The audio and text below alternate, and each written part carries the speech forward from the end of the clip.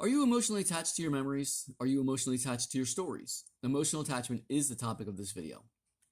Evolutionary mechanisms have enabled human beings to proliferate and flourish, but these same evolutionary mechanisms can also endanger our existence.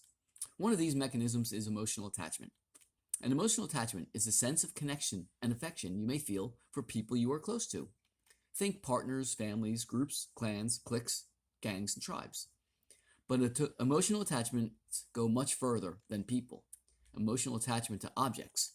Think pacifiers, blinkies, whoobies, stuffed animals, lucky socks, favorite earrings, and Eleanor your car.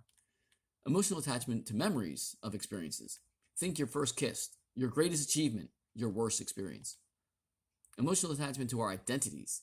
Think I'm a son, a trustworthy husband, a master carpenter. Emotional attachment to our stories. Think the fish was this big, or a Quran, or a Bible, or a Bhagavad Gita story.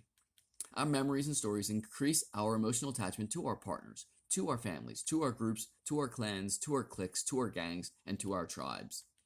Emotional attachment can override other evolutionary mechanisms, such as our survival mechanisms, as well as human intelligence, rational thinking, and morals. Think a human running into a burning building to save something, another human being, a pet, or a picture or a document. Emotional attachment becomes a problem when it prevents human beings from incorporating new information into our memories and stories. If you are emotionally attached to the belief, emotionally attached to the story, that memories are exact representations of actual events that have happened, if you are emotionally attached to that story, you will not be open to our modern understanding of memory. Memory is for learning and making predictions, not for dwelling on. Memory is for living safely, here and now, healthy, here and now, here in reality, not for keeping us stuck in yesterday, in shoulda, coulda, woulda, and regrets. It is this emotional attachment to our stories that is the cause of the majority of unnecessary mental suffering, in my opinion. Emotional attachment overriding our intelligence, rational thinking, and morals can also be expressed as intellectual dishonesty.